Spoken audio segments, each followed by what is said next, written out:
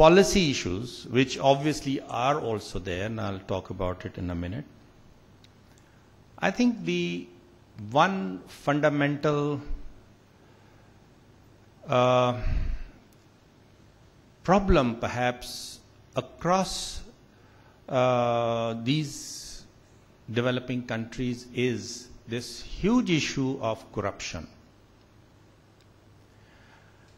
and which actually does not make you do what you really want to do at all levels. Now, whether it is at the government level or the public sector level or even the private sector level, I would say it is actually across the board. And then in that kind of an environment, because it's like from top to bottom, you start with your objectives that you lay down for yourselves, whether it is political objectives or whether it is bureaucratic objectives. But what you find is that you really don't mean to actually do that, what you may be saying to do. In a number of countries, I would say, and organizations. So I believe that what we are really requiring to do, like Shabbar said, that first we have to understand that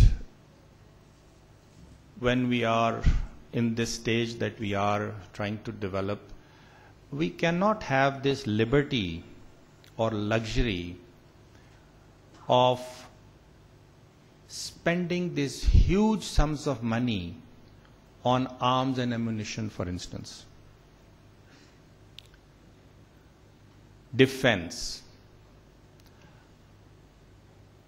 It is like, you know, whether you want to provide education or health to your people or welfare for your people, or just spend all that money on hardware,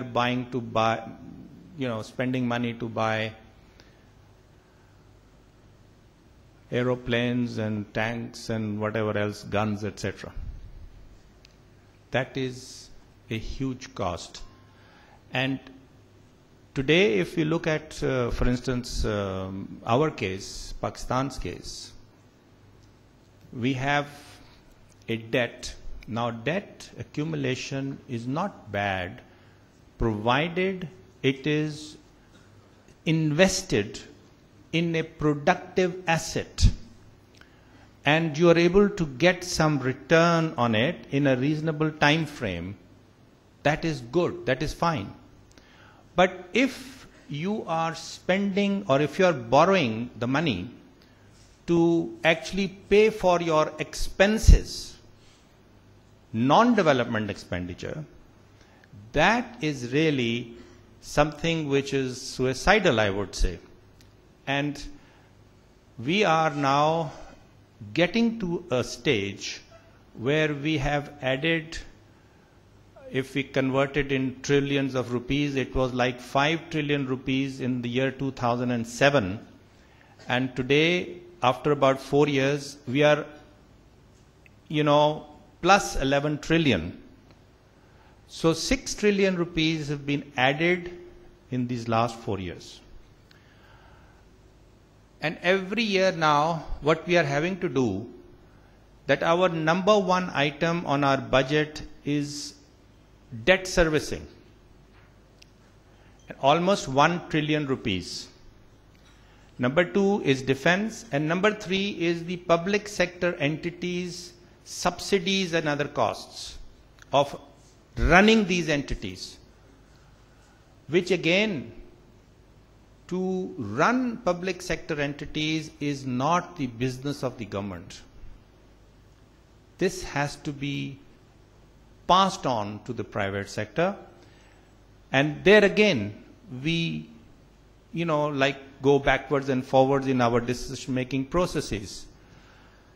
So you have to really look at your expenditure side, and your development expenditure, of course, is welcome provided it is being properly invested.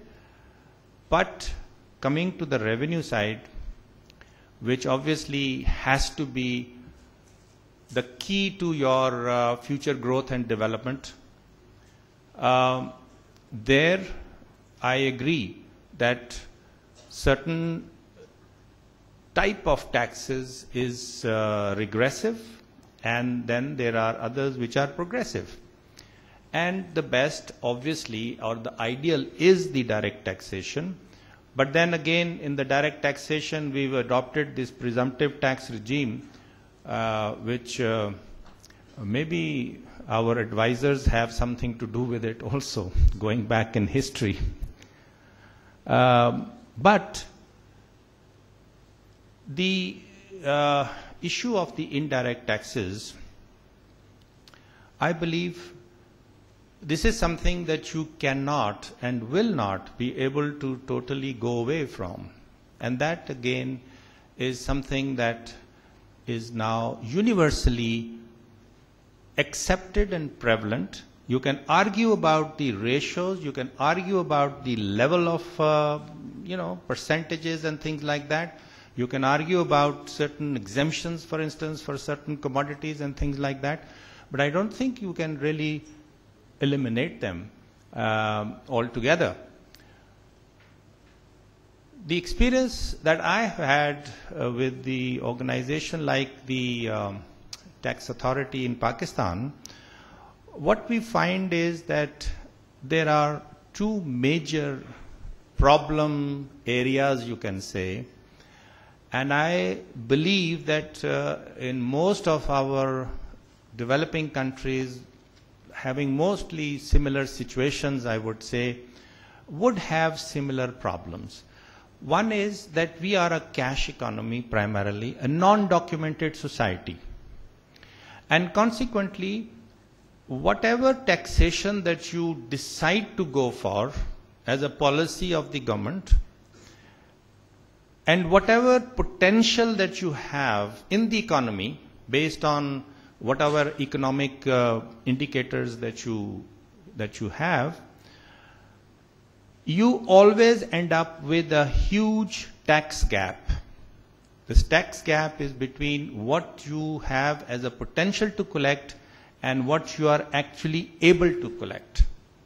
And in our case, for instance, according to the latest study of the World Bank, it is like 79%. Now,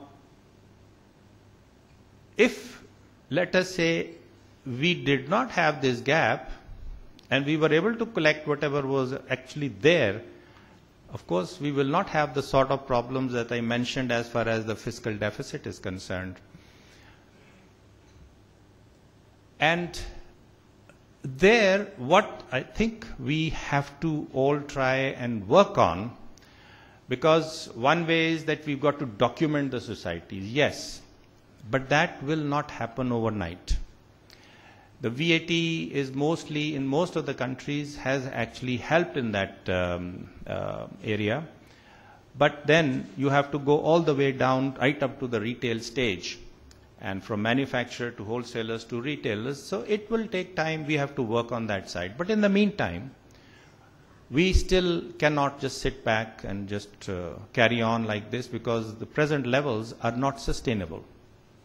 So what is being done, or is in the pipeline to be done, that you have to now use the technology, which is a great help as compared to a few years ago, because then you just did not have those type of tools of the trade which you are able to have today. And here, and this is now, number of countries who have gone through the similar process have already adopted and successfully adopted as a system.